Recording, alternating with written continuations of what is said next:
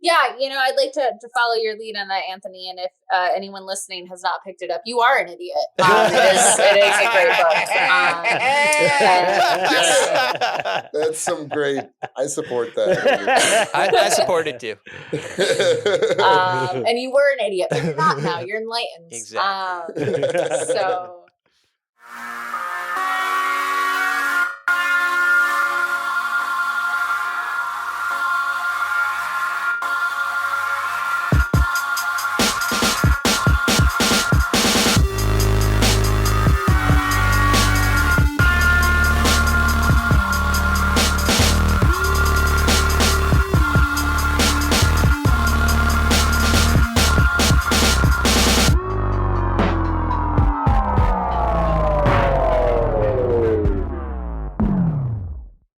So on this podcast, you don't have to, absolutely not required, but we like to smoke when we talk. If that's something you're down with, cool. If not, I've never in my life. Oh, okay, nice. Cool. Nice. That's about to start. I do have a very funny story about the time I almost did, though. Oh, nice. Well, you could go into that. Yeah, go ahead. It's so funny because I raised a super, super small town in the Midwest, and being the artsy theater kid, I had a lot of friends who partook, but I was also raised super hardcore Catholic, and it was one of those things where it's I would be murdered if I ever, when my mom found out I got my first tattoo at 18, she wanted to cut me off, that's that level. But when I was 16, 17, I was hanging out with friends, and they were all smoking, drinking, whatever. And they were all really cool with the fact that I didn't, there was never any peer pressure or anything like that. But I decided for whatever reason, tonight's the night. This is the night I'm going to do it. And we're all sitting around a fire in a friend's yard, and they, take out a joint, and they're pass around, whatever. It gets to me. I'm like, no, next time. I got to build it up. Gets around to me next time. I hold it this time. No. Just pass around. Gets to me the third time. I look at it. I burst into tears, and I get up and walk away because, for whatever moral reason inside of me, I just could not do it. And I've never once considered it. Yeah, considered it. Yeah. Since it's a thing where I have no problem with anyone doing it, but it's just apparently not for me on a very, very deep level. No, I mean, that's totally understandable. And also, I was raised Catholic too, so I totally understand. There's it's not it doesn't say in the Bible, don't smoke weed. You can't smoke weed. Yeah, but it's still a feeling. Yeah, an alternative lifestyle. Yeah, exactly. Nice. So you said you're from the Midwest. What part? I'm from Michigan originally. Okay. I've not spent any time in Michigan, but I've spent a ton of time in Ohio, and I'm from West Virginia. I'm so sorry. That's funny. Where are the rest of y'all from? So I'm in the Bronx, New York. Okay. Jake? I'm in LA, but I'm from New York. Okay, cool. Yeah. Where are you at? I live in New Jersey now. Okay. Nice. So just outside the city. Nice. As I like to say, more space, cheaper taxes. Nice. So and cheaper gas, right? You guys got to have cheaper gas over there. Yeah, I guess. Not that anyone's driving ever anymore, but it's funny. So because of the pandemic, I bought a car because I just couldn't stand doing nothing. Yeah. And I've lived out here for 7 years and finally caved and bought a car. And now I'm permanent work from home, so I guess it all worked out. But I drive so infrequently that when I get gas, I just pay whatever it is because, I might fill up once every 2 months or something like that. But my mom is very much how much is gas? How much are you paying? Oh, it went down a quarter, whatever. And it's very much, again, Midwest. There's nothing else to talk about except gas prices. And I'm just I don't know, Mom. I just pay whatever they ask me to. Right? Yeah, my mom's the same way. My mom will specifically look up what town has the cheapest gas and plan her stops around that. I distinctly remember, I think it was right before I moved out or something. I was late teens. My mother gave us fucking whiplash in the car because did an illegal U-turn because the Shell station is 2 cents cheaper than the one closer to home. And it's just like, I get that it adds up, but like 2 cents over 10 gallons? Yeah, exactly. Now, it doesn't make sense to me, but to them, they feel like they're doing big things. Sure. Dude, Great. thanks. Good for them. That's, yeah. Yeah. It's like, and it's also like gas is pretty pricey out here in LA, but then it's also, well, How much is it in LA? Is it like $4? Is it that high? easily like 410. Jeez. Ooh. So, but It's but like- then it's like, what am I gonna It's like do? around I'm not 3 gonna- right now. Yeah. Yeah, for us in West Virginia, we're like $2.79. Sometimes I would depending on kill where you to pay stop, it might be- $2.79. Right. Yeah, but LA, like, you gotta drive. There's no not driving. Yeah, exactly. In LA. It is a very driver-heavy city, and it's Yeah. horrendous. Yeah. Maybe Razor scooters will make a comeback. Ooh, I hope Those not. were all the. I actually busted out my Razor See? scooter Told while I you. was on one of the pandemic weeks. Well, Yeah, it became roller that. skates. Roller skates came Yeah. back. Why are Hard. roller skates more acceptable Really? than Razor scooters? Because they don't fuck your ankles up in the same way as a Razor scooter does. But Razor scooter, you could also Oh, defend really? yourself if you ever get attacked with. Razor scooter, roller skate, chairs. Sure. Roller skaters don't pretend they're a vehicle on the road of traffic quite as often as razor No, scooters. that's That's true. true. good point. Roller skaters treat themselves like pedestrians. That's Yeah, true, exactly. But the worst are And Razor cyclists. scooters- Cyclists are the worst offenders. They of anyone. yes, Yeah. yes, they terrify me. They're just awful So people. much. They're just the worst people. Yes. I'll never forget. I went, and this was before I lived in New York. I was still in Michigan. I think I was in college when this came out. The Joseph Gordon-Levitt movie Premium Rush. Oh yeah, You where he's guys a delivery. saw He's a that? courier. Yeah. Yeah, exactly. Yeah, he's Yeah. a courier in New York City on a bike. And I remember, because that was all about the bikes and how like dangerous it was and everything. And I remember being so stressed out during that movie. I was like, I never want to touch a bike Yeah. ever again. Yeah. I'm not a fan of two-wheel vehicles. I'm just too clumsy. I need at least 3. Yeah, Ooh, minimum. 3? I don't know. I hate seeing those Tricycles are cute. tricycles. They're just cute. Yeah. Yeah. Yeah, I guess so. Exactly. I'm gonna. Yeah, I think on that note, I'm gonna hit On my that pen note. as well. Which Well, you know what? Then on that note, while you guys are doing that, I'll get the intro rolling. That way we could get into this a little more. So, okay, guys, welcome to another episode of the dopest podcast on the internet, Comics and Chronic. As always, I'm Anthony Iannaccio, and joining me are, you know what, 2 of the most insufferable people on the planet. I'll say that. Yeah, buddy. Yeah, but you know what? You guys are hilarious, so I'll deal with it. Cody Walaka Cannon and Jake FH. I'm just kidding. I like you guys. What's up, what is dudes? you guys? Hi.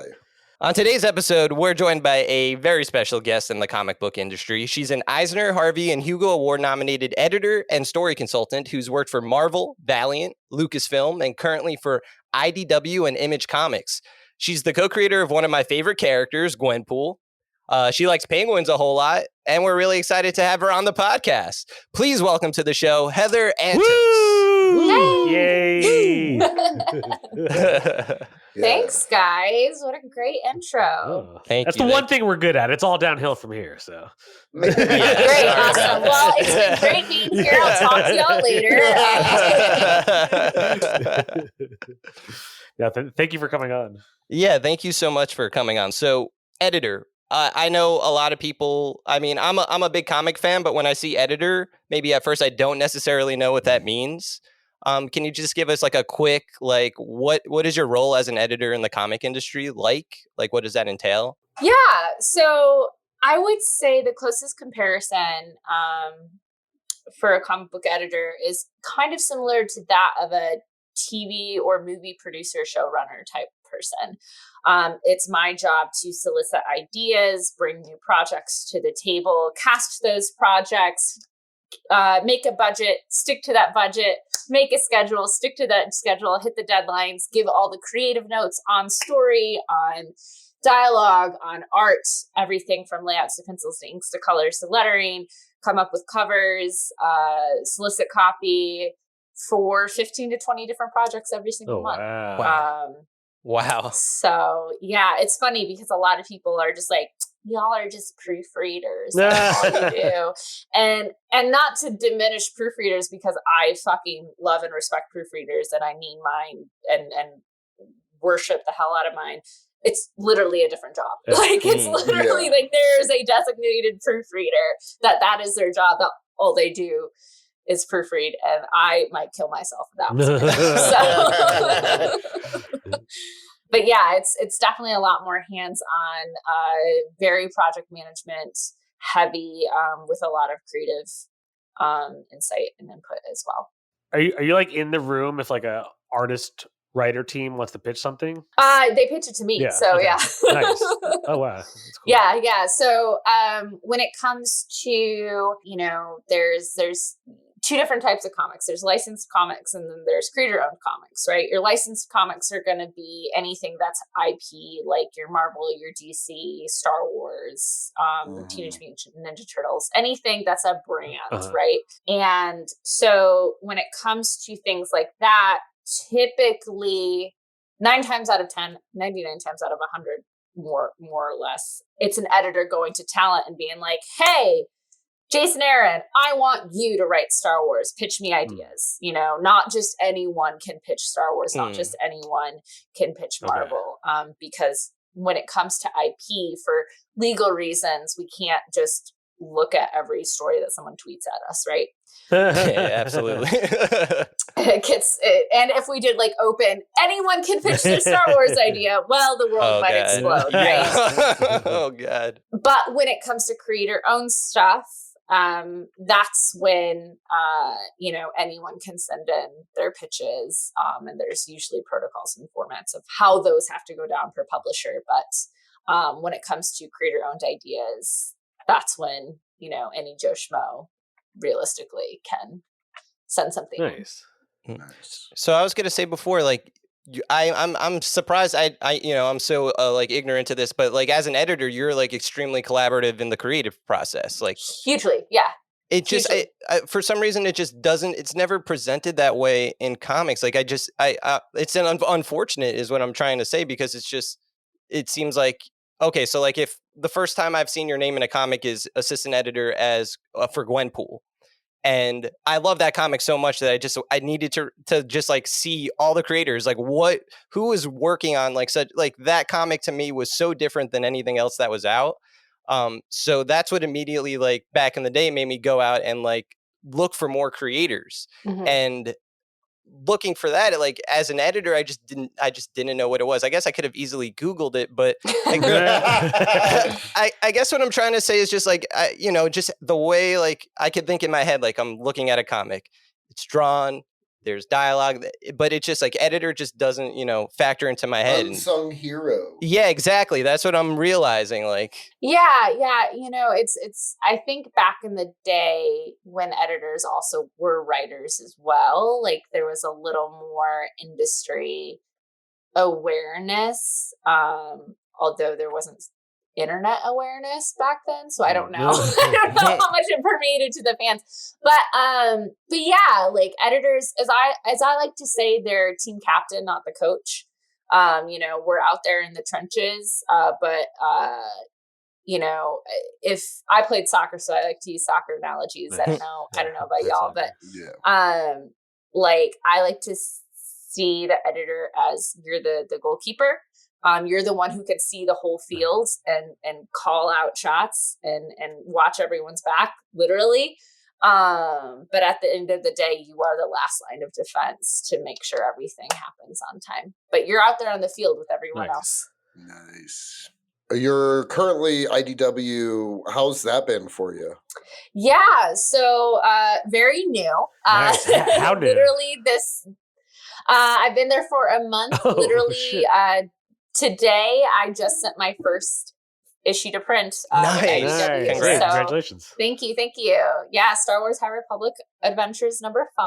Check it out. Yeah, no, it's really great. obviously, if you know my history, know my work, I'm no stranger to Star Wars. I love Star Wars a lot. If you could see my apartment, it's basically a Star Wars shrine. Nice. And, you know, leaving the Star Wars books at Marvel was one of the hardest things I ever did. And I've been, you know, trying to get back to Star Wars in some official capacity ever since. So when the opportunity with IDW opened up, it just, you know, it was serendipitous. Very cool. Who's your favorite Star Wars character? Yeah, I was just gonna ask that. R2D2. Oh, okay. Nice. That's a good choice. He's But wait, the I think I best. read something. Are you or were you the official translator for BB-8? I was, yes. I created, so fun story. So everyone knows BB-8, the little spherical droid from the sequel trilogy. And what you may not know is whenever there is a non-basic speaking character in Star Wars comics, the writers actually write out what they're actually saying. So it would be, you know, how are you doing today? Says Poe Dameron, and BB-8's like, I'm great, Poe. You're looking swell in the comics. But then it would be on to me to translate that into the beeps and boops for the letterer to, you know, make sound effects for. And because I am crazy, I created an actual language, you know, what each beeps and boops and everything, like how it would generally translate to. Because, well, the way, and this is peek into how my brain works. When you are watching Star Wars, be it the TV shows, the movies, the games, you can get a sense of what the droids are communicating through the tones and through the sounds and you know, everything that is going on. Like there is genuine communication happening there. And I wanted to try and capture that as best that we could in a visual standpoint, because, you know, with comics, you don't have the auditory assets that you do with a movie. Yeah. You don't, you know? And so I really, really wanted to try and be able to help communicate what it is BB-8 is trying to communicate as effectively as possible. Nice. That's so cool. So even is that something like if BB-8 pops up in a comic now, even though you're not there, are they using like your like cipher? They are, yeah, that's yeah. so That's cool. something when Lucasfilm found out like I did that, they're like, oh yeah, send that to us and we're going to send it out. I'm actually really good friends with Tom Huller, who's one of the Star Wars editors at Del Rey. They do all the novels. Oh, nice. And he actually came up with a very similar type of translation chart for Shriwook, which is the Wookiee language, Oh, wow. as well. So yeah. This is what Star Wars editors do, That's guys. awesome. That's so cool though, because like obviously I'm assuming you've been a fan your whole life, so like you get to make like that much of an impact in the universe. Like it's so cool. It's crazy. Yeah, I've been, you know, I obviously wasn't born when the original trilogy came out, but I was the right age when the prequels came out. I was in first grade when, you know, first or second grade when Phantom Menace came out, and I got to see it as a class trip in school. Again, small town in Michigan. Yeah. There's nothing else to do. Was there a reason? Was it like a science class? You guys are going to go see a space movie? No, it was like an end of the year, you know, because they all came out last week in May. So end of the year kind of hurrah for school. And so I got to see actually every single one of the prequels as a field trip. That's hilarious. But, you know, to give you a sense of my fandom, I loved the movie so much that I hid in the theater to see it again and like got in a lot of trouble for doing so. But like, you know, as I like to tell my mom now, like, see, I knew that, you know, it was going to pay off. Do you still stand by the original trilogy? Or the prequels, you mean? That's what I meant, the prequels, yeah.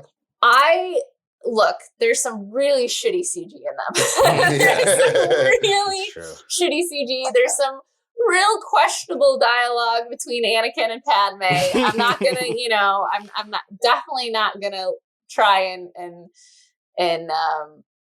save those. But I think it's a really good story. When you pull back all the, you know, the roughness of it, there is a very good story in there. And also, like, it's made for kids. Star Wars is for kids. It's not for, you know, boomers. It's not for assholes, as I like to say. If you're an asshole, Star Wars is not for you. Unless you're like a fan of the Empire, in which case Star Wars is for you.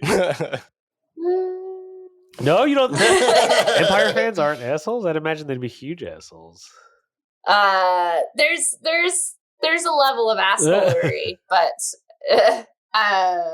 yeah, like I love the prequels. I love them so much. I don't necessarily get that. Like, there's some. It's cool to hate things. I don't know if you know this, but it's really cool to hate things, especially on the internet. That's true. Yes, that's a good point. Like, when the prequels came out as a kid, I liked them. Like you said, it was made for kids. But as a kid, I was also like, you know, the whole Trade Federation dispute. I don't care, you know? Yeah, like, it's weird. Give me Darth Maul. That's all I want, exactly, right? Yeah, and so, like, there's rough stuff in it, but, you know, as an adult, I can go back and appreciate the story that's there. But I also, like, you know, everyone's like, Attack of the Clones is really shitty. I fucking love Attack of the Clones. I like Attack of the Clones more than Phantom Menace. Yeah, like, it's is it cringy? Absolutely. They're all cringy. They're all cringy. But they're also super fun. Yeah, I actually really like Revenge of the Sith. Honestly, like that, you know, like I won't even call it a bad movie. I liked it. That's the third one. I have the high ground. Yeah. I'm a crier in general, but when I was a senior in high school, I think, when Revenge of the Sith came out, and I straight up, when Order 66 was taken out, I straight up was bawling, crying in the theater as a senior in high school. Or I might have even been, I think I was a senior in high school. He killed younglings. Yeah, that wasn't even it. It was more of like that dude with the tall head. I can't remember his name off the top of my pointy head. Dude. But when he got gunned down from behind. Oh, I know who you're talking about. That's what broke the... You know. I wish I was like there, like seeing Cody cry like in the theater, because I can't picture it. Cody. No, it's a beautiful thing. Like you're just watching Star Wars. Execute Order 66. Cody's like, no, bro. I was crying. Damn, R2-D2. I've never heard that. That's a good one. You don't ever think. I feel like my first thought never goes to the droids, but maybe it should. They're the unsung heroes. The droids are my favorite characters. I actually just did another podcast where I talked down my top 7 favorite droids in all of Star Wars. Whoa. So. Okay. We got to hear it now. Yeah. So, gosh, I don't know the order off the top of my head, but R2-D2, obviously. Gonk. I love Gonk. I'm obsessed with Gonk droid. I think he's adorable. Is that the trash can droid? Yes. Okay. Nice. Yes. Trash he's can like, droid.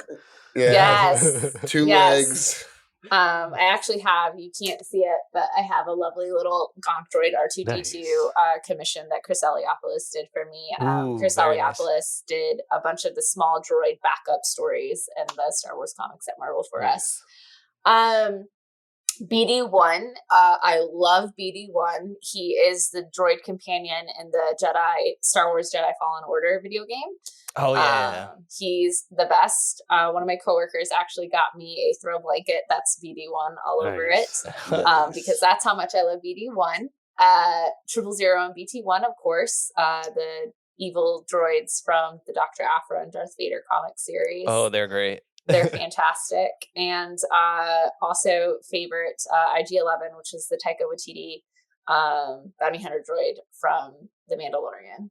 May he rest in peace. Oh, wow. Yeah, that was a great character. Well, it was really great because for me, like, you get to see HK-47 in Empire. Right. But he doesn't do anything. Right, just standing there. He's just standing there, and they're supposed to be the most fearsome, you know, whatever. And so to get to see IG-11, like, in action and actually see it spin around and, like, yeah, I don't want to go up against one of those things. Like, that's terrifying. And with Taika's voice, it's just perfect. Oh, it's just great. Yeah, it's just great. Why? What are they? Are they like trained murder robots? Yeah, exactly. They're just trained. They're basically think of a long, slender, if Slender Man was a droid, right? Just very tall, skinny, long legs, long arms. Okay. But it has full 360 movement. And so, you know, you have your Western guy with two guns on each side, and literally he can just spin and shoot whatever, and his head is moving in a different direction. It's terrifying. It's terrifying. I know that they like decanonized all of the older novels, but like I used to remember I remember being a kid and reading the Tales of the Bounty Hunter novels and stuff. And there was in the Boba Fett one, IG-88, was that his name? Yep. Yeah, he was the villain, and I don't know, it was crazy. That's cool. Oh, that's cool. It was it Boba Fett? I don't know. I might be off. Okay. No, you're right. I have a soft spot in my heart for this. I think it's R3D4. Yes. That? The one that explodes right in the first one. Like I just had a toy of it as a kid, so I was like, I have it too. I have the little Hasbro over there. Yeah. Yeah, he's the one. Well, there's a I don't know if you guys know the From a Certain Point of View anthology of short stories that came out for the 40th anniversary of A New Hope. But there is, so it's basically a collection of 40 short stories that all take place during A New Hope from, you know, in that time frame, either right before or right after. And one of them is about R3D4. And he sacrifices himself so that R2 can go with Luke. Oh, that's cool. What's happening? That's amazing. Yeah, that's the new hypothetical. Oh, I like that. Okay, that's cool. That's cool. Because they talk to each other in droid speak, and R2's like, "No, I have to go. I have this mission. There's a princess." And R3's like, "I got you, bro." Hey, I knew I liked him for a reason. That's awesome. Nice. So would you say Star Wars is what you nerd out for the most?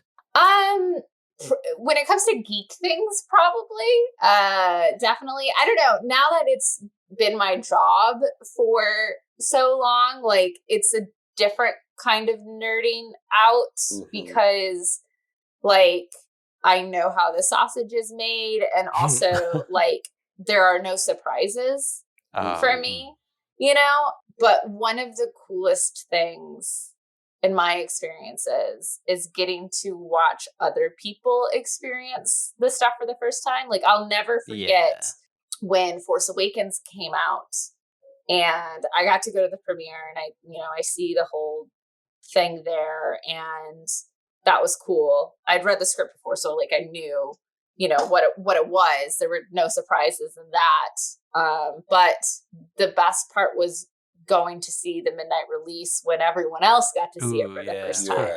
Because it's one of those things where I know I'm in the theater and I'm the only one that knows what's going to happen, but I get to sit there and experience everyone else experiencing it for the first time and really get to take in that and enjoy that. And that was so cool. Like that was just one of the coolest things to just witness. That's cool. Yeah, that kind of energy in a movie theater is really cool. Like, when I remember, obviously, like Infinity War, the theater I was in, going crazy. And honestly, before like the Marvel movies, I didn't really experience that too much. But in Attack of the Clones, when I saw it in the movie theater and Yoda starts flipping around with the lightsaber, everyone went crazy. The movie theater went ape shit. Like people were stomping on the floor, getting out of their seats. Like, what the fuck? Like they were. Yeah, no, I'll never forget one of my favorite memories from watching Force Awakens in particular with a new audience was there's this little kid that was sitting behind us with her family. Like she might have been like 7 or something, and it's at the end, and spoilers if you haven't seen Force Awakens, turn this off now, right? Fast forward 30 seconds, whatever. But also, what are you doing with your life? And so Rey's climbing up the mountain. We see that it's, you see this man and the hood and everything. And like, we know it's Luke. But he turns around, takes the hood off, and she goes, "Oh, he has a beard now."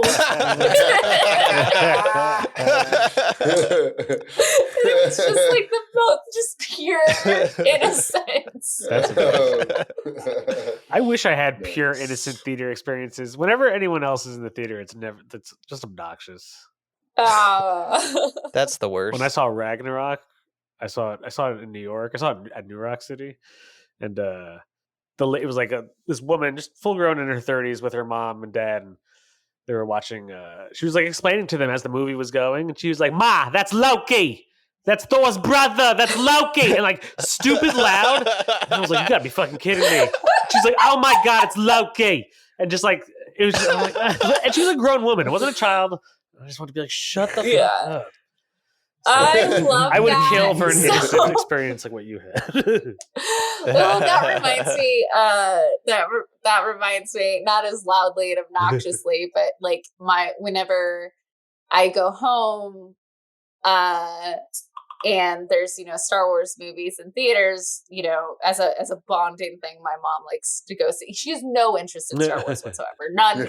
No, she doesn't retain any of it. No interest whatsoever. But she's like, I want to be interested in what you're interested in, and this is how I'm showing support. Fine, whatever. The whole time, she's just like, so who is that person? So what? Why do they not like each other? But I thought they already did the Death Star. Isn't the Empire gone? Where's Darth Vader? And I'm like, oh my god, like that, and then of course, we get Rogue One comes out after Force Awakens, but it happens before. But she's not in canon, so she's just so confused. I'm just like, oh my god, this is just 3 hours of torture for me.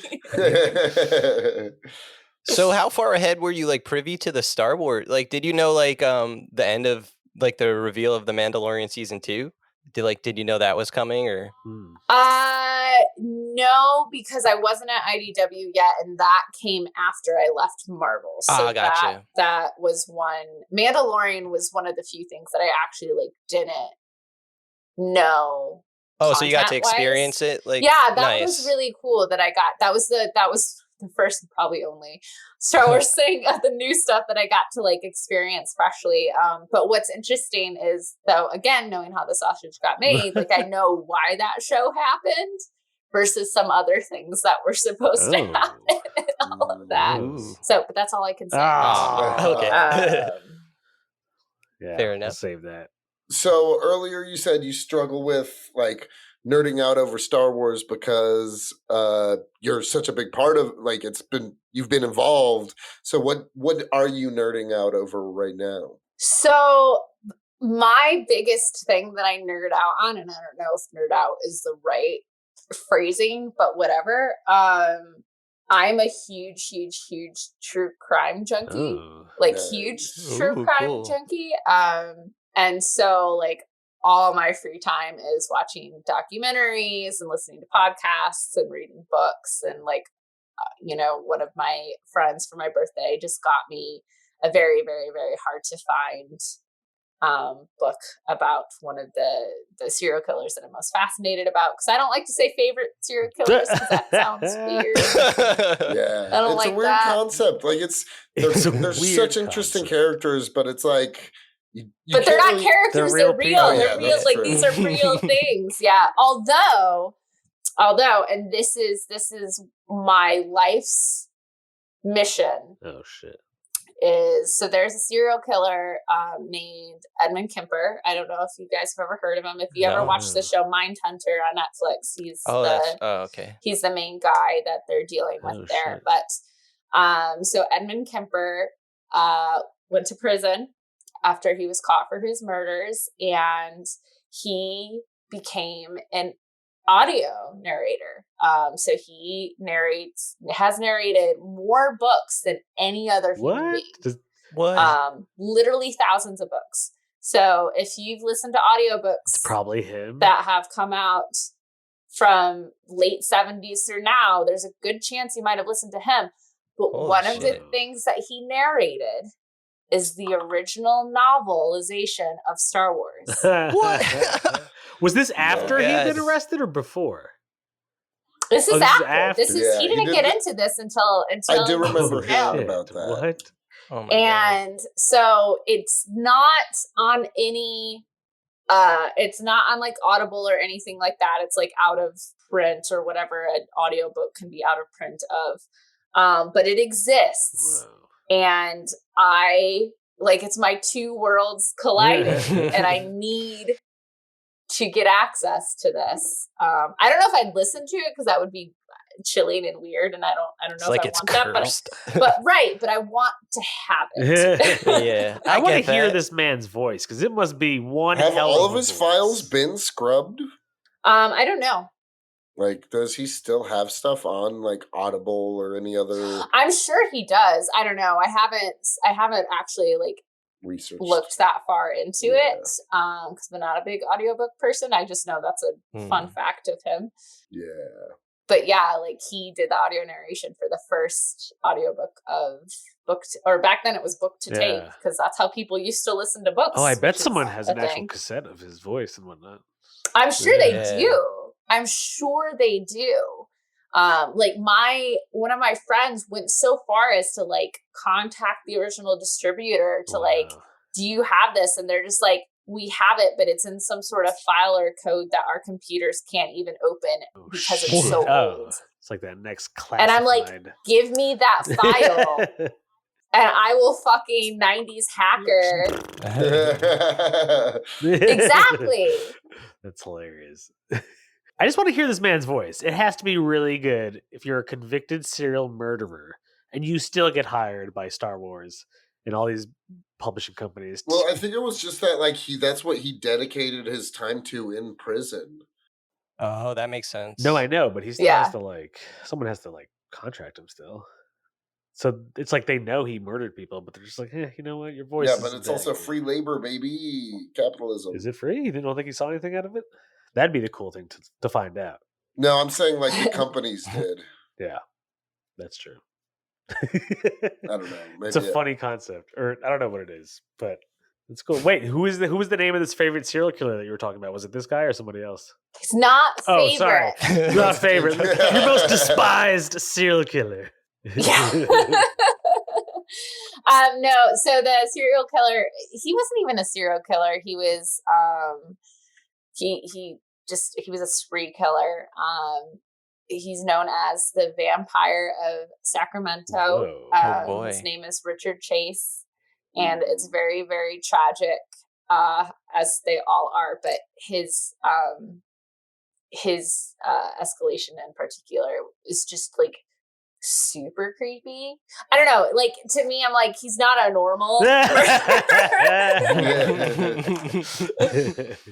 He thought that like his blood was disappearing, his blood was oxidizing, and so like this is gross. So like, you know, again, content warning, all this, it's gross, but like he, you know, as a lot of serial killers did, they start with animals and then move to people. And he, like, when the police got to his house, there was like just blenders full of like rabbits guts and stuff, because he would like drink the blood to try and you know, and I'll stop there, but it gets grosser. But sounds like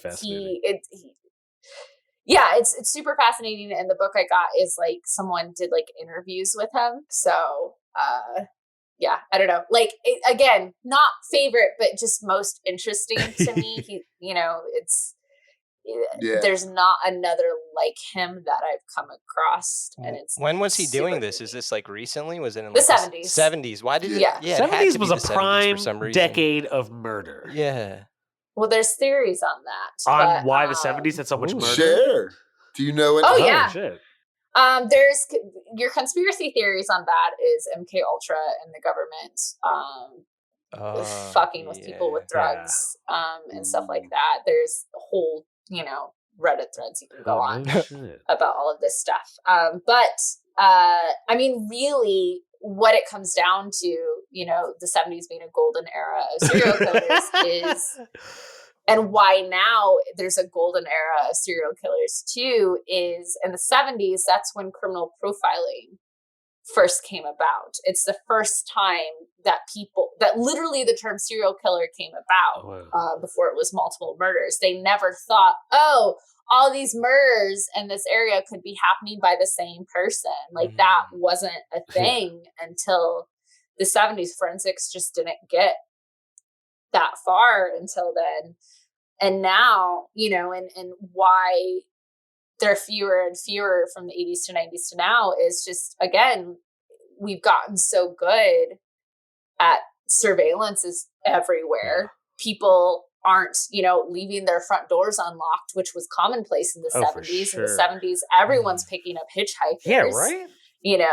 Like all of this stuff, like we realized as a society that like, yeah, maybe we shouldn't just trust everyone, which is sad, but here we are. And, again, why today we're having a new golden age of true crime is we now have things like Ancestry and Me and, the DNA, 23andMe and Ancestry DNA and all that stuff where people can upload their family's DNA to a service called GEDmatch, which works with the FBI and other forensic things across the country. And that's how the Golden State serial killer was caught, who, he killed like 40 people from the 70s and 80s in California, and just no one had ever been able to find him. And it was because a third cousin uploaded their DNA to this thing, and they were able to finally match the DNA and be like, okay, this person is related to this person, and now we can,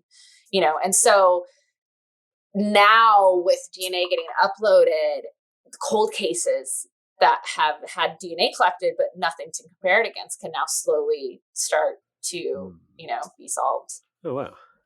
And I know we're all here to talk comic books and nerdy stuff, but like, I didn't know any of this is interesting. I've always been a big fan. I was like, I remember being young and one of my favorite villains being Hannibal Lecter, and I've just like always enjoyed. I feel like I don't know if it's like our generation, but like we're fascinated by killers, and yeah, I grew up watching Unsolved Mysteries. You guys ever watch Unsolved Mysteries? That used to be my show. Like I used to watch it every afternoon with my cousins. Just like, oh man, someone's gonna break into that house. Like it wasn't even like we were like it just because it was like the dramatic reenactments. It never seemed like real life, so it was more like morbid entertainment for like a bunch of like 10-year-olds. Yeah, I if I were to say like my most fascinated, not favorite serial killer. It's probably Albert Fish is a weirdo that I always. Oh, he's creepy. What's his deal? Yeah, he's nuts. He used to like kidnap kids and eat them and write to their parents about them and stuff. Oh, Seth putting it lightly. Yeah, so he was cannibal. He was a pedophilic cannibal. He's insane. He was also a sadist. He tortured himself. He would put needles and just have them chill under his fingernails for fun. When they found his body, they did x-rays and found just needles in his butt that he, but like stuff like that. But he would kill kids, bake them into pies, and then sell those pies to people. Jesus Christ. But his favorite thing to do was then write letters to the families detailing his relationship with these kids and then how delectable they were. And and there are copies of these letters. When was this? This was, I think, 1890s, early 1900s. Exactly. The turn of the century. New York. New York had some prime killing in its time. It did. And he's so messed up. That's fucked. He's a true monster, like a true monstrosity. A monstrosity. And that's why I find him interesting. Like, not just that, like, I couldn't even begin to wrap my head around somebody who goes that far. Well, yeah, it's like, obviously I know a lot and I read a lot and I consume a lot of true crime.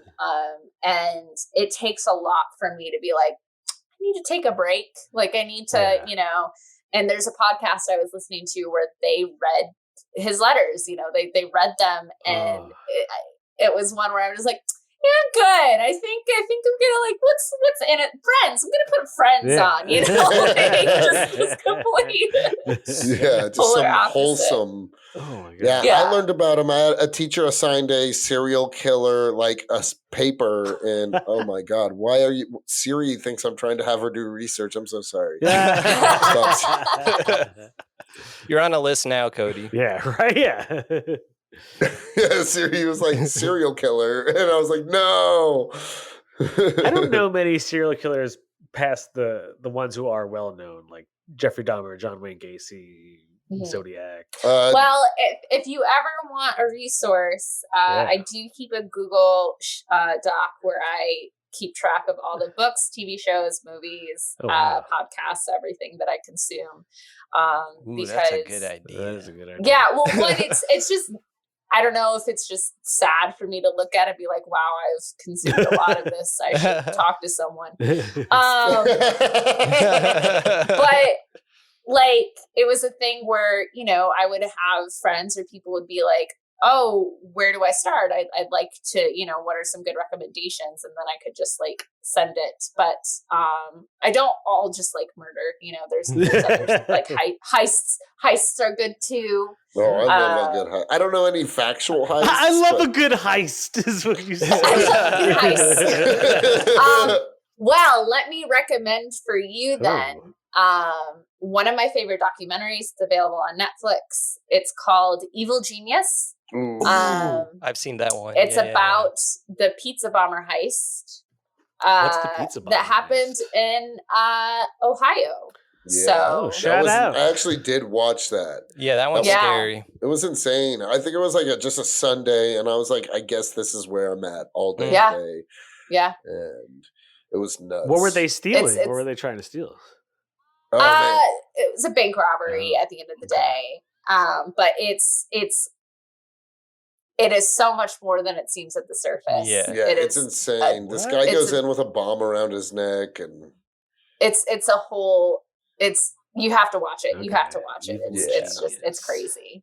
And it's just a really well made documentary. It's like 6 episodes or something. And like my boyfriend is not a true crime at all, but like we watched the Is This a Robbery heist documentary about the museum, the art heist that happened in Massachusetts, and he was really into that. And then I was like, oh, if you want another heist, you know, we'll put this one on.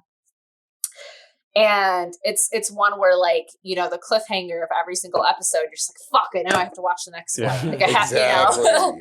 Yeah, that's what I'm saying. I started like a Sunday afternoon. I had nothing to do. And then like 6 hours later, I was like, that was insane. Yeah. Crazy. Who would you cast in a live action Gwenpool? Oh my gosh. I would have Gwen play herself. She could do that. Yeah, she's from our world. No, it's I don't know. Like, everyone asks me this all the time, and I have a really difficult time fan casting her. I think in part because she's so close to me, and I, you know, I was such an integral part of her creation that I think all I can say is I think I would want someone relatively unknown. I think in order to sell the concept of that, is she, you know, she's someone from our universe into the Marvel universe. She can't be like an A-list celebrity. That wouldn't work. Right, yeah. I think, you know, that would immediately defeat the purpose of her character. So I would definitely want it to be like a couple years ago I would have said Anya Taylor-Joy, but now she's, you know, a big to-do. And has already played a Marvel character. Yeah, Magic, yeah. Who was she in Marvel? She was in that terrible... Yeah, she was Magic in the really bad New Mutants movie. It was terrible. Don't watch it, Cody. I watched 5 minutes of it, and literally I was like, I'm good. Yeah. I actually rented it for $5 and watched 5 minutes and fell asleep. Yeah. Sounds about right. It was horrendous. Like, truly. But wait, can I actually ask you like about the creation of Gwenpool, because you were like so involved? Like, how did that even come about? Because as far as I know, when I first heard of the character, I'll be honest, I had like a knee-jerk reaction. I'm like, what is Gwenpool? Like, is this just a Deadpool ripoff or whatever? Yeah. And as soon as I picked it up, I'm like, you know, I'm an idiot. Like, I should have picked it up way before this. Because, again, it's such a unique comic, but.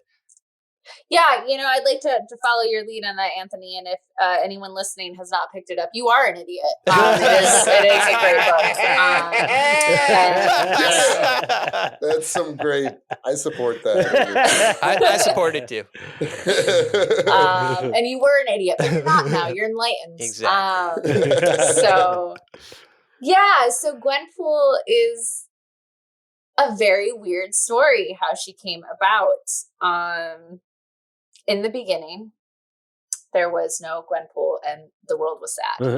And in honor of the Spider-Gwen comic coming out, and in honor of promoting it, Marvel did one of their well-known favorite themed month of variant covers. And what this month's theme was it was Gwen Stacy mashup. So, you would have on a variant cover of X-Men, you would have Gwen Stacy as Wolverine.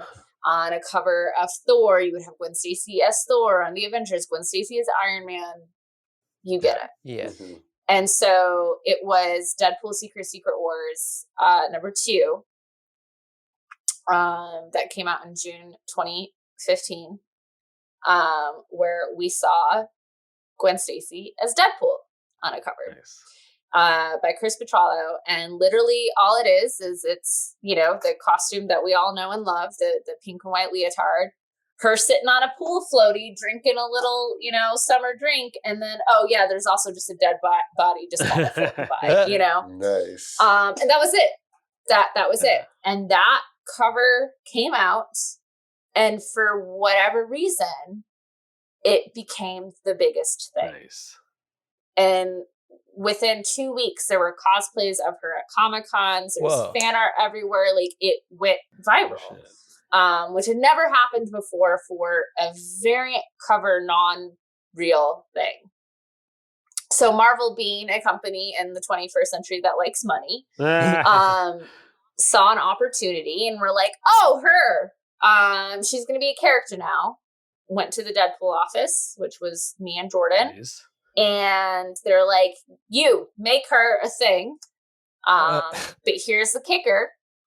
Because Sony owned the rights to Spider-Man at the time, and Fox owned the rights to Deadpool, she couldn't be Gwen Stacy, and she couldn't be related to Deadpool. She had to be a completely unrelated thing that Marvel could own.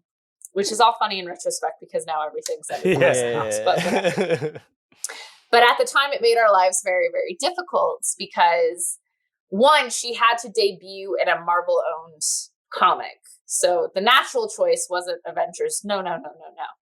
Howard the Duck. Howard the Duck makes the most sense to debut something that we want to succeed, right? Hell yeah. I love Howard the Duck. Howard the Duck's great. I read the first 2 issues, so when I saw it open with Howard the Duck, I was like, nice.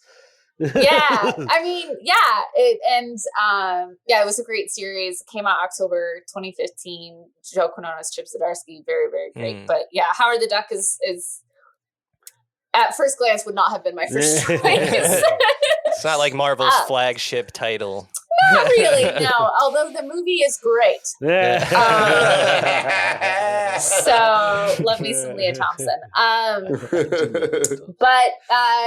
So we had to come up with this idea of how this would work. And Jordan was really good friends with Chris Hastings. They had done some work previously on other Deadpool stuff together. And he was like, let's talk to him. Let's see, what we can come up with. And it was actually Chris who came up with the idea of, well, what if she's just from our universe?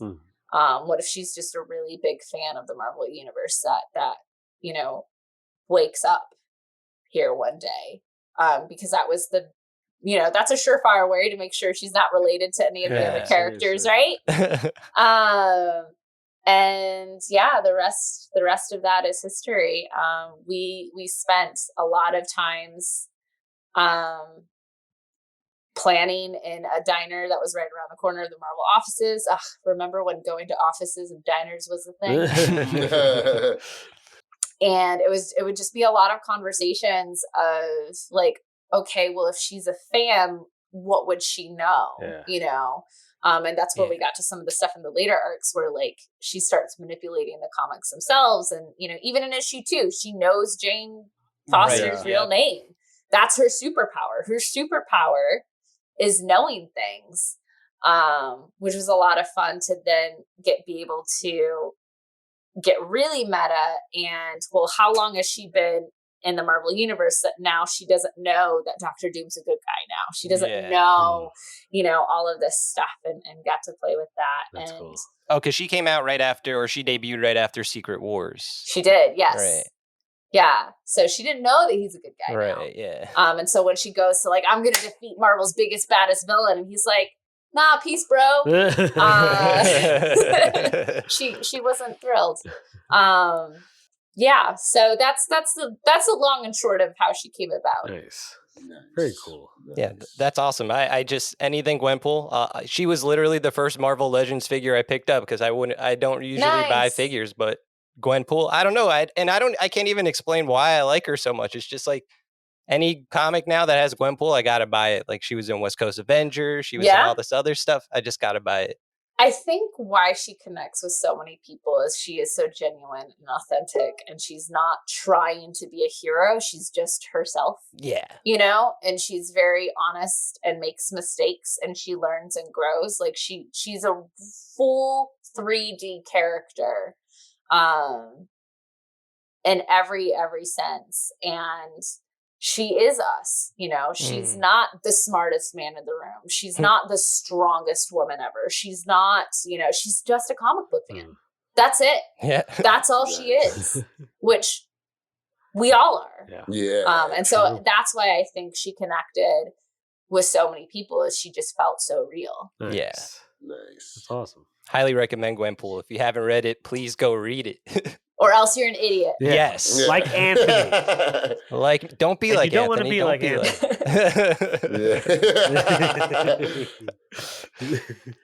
Anthony. So what all, you said you're working on how many titles right now? I work on average probably 15 to 20 different books every month. Wow. Oof, That's crazy. And one of those do you still work on Bitterroot?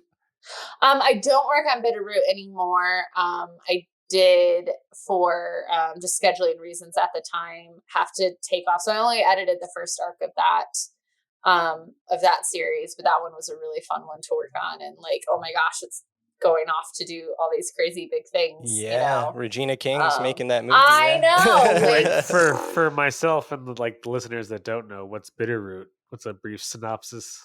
Yeah, so Bitterroot is a creator-owned series by Chuck Brown, Sanford Green, and David Walker, Rico Renzi, and Clayton Coles.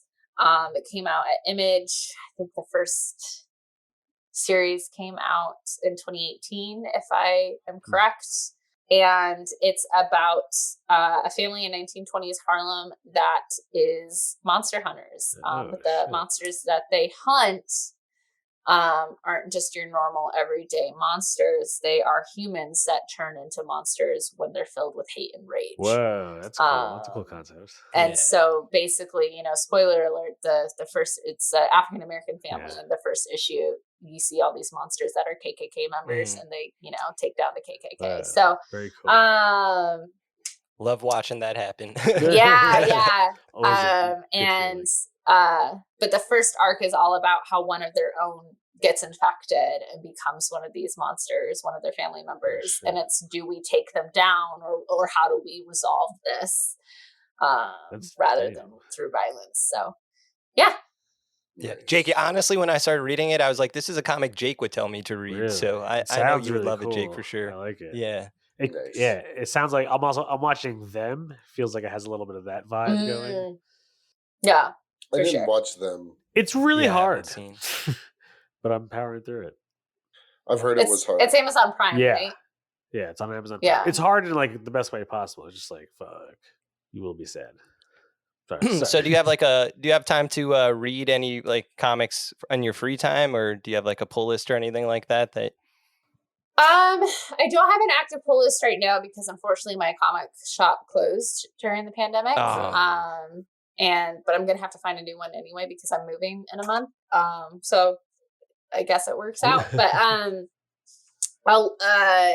honestly, a lot of my time in the last year has been reading comics that friends send me. You know, creators who are like, read my comic. But I've been doing a lot of back issue reading and going back and rereading like all the classic Vertigo stuff that got me into comics originally.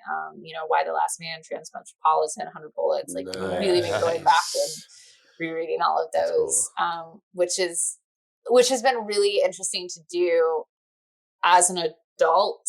Because I was an adult when I read them the first time, but like as an experienced comics creator now, to go back and have a newfound appreciation for them rather than, oh, this is just really good. Yeah. Like, you know, like. Is there like any specific comic that inspired you out of any other one, or like what's your relationship to comics growing up?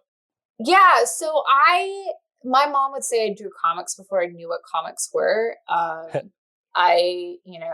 have been writing and drawing my own stories literally since I was a little kid.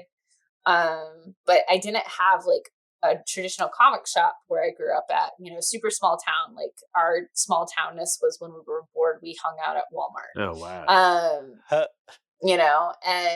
And so the only comic exposure I really had as a kid was the Sunday, newspaper comic strips that my brothers and I would fight over as a kid.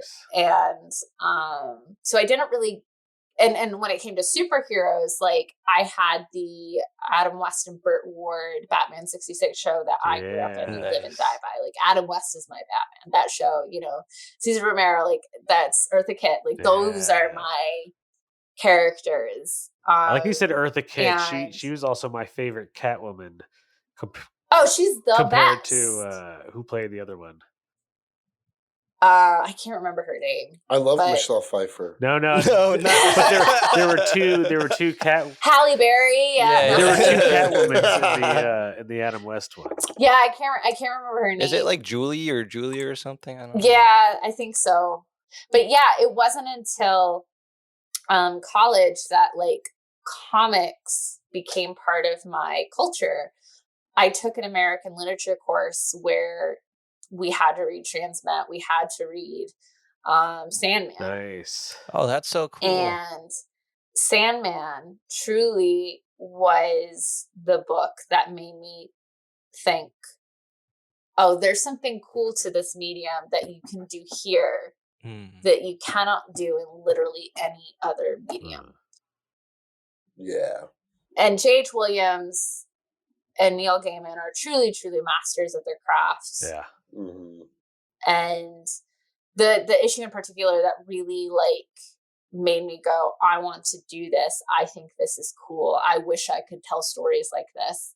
I believe it is volume 2, issue 6, the 24-hour diner issue. With Dr. That's so Dr. good. Destiny and the Jewel. Yep. That Yeah. shit is crazy. And it's creepy. Yeah, it's super Again, creepy. you see my creepy true crime. You see where it all full circle, the that's serial killer cool. convention, all that. yeah, that episode was insane. Or I keep saying episode, it's issue. Yeah.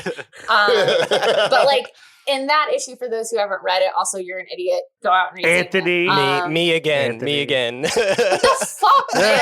Yeah, I agree. I agree But too. anyway, so the first 5 issues, you get to know all of these different characters and their relationships and their problems going on.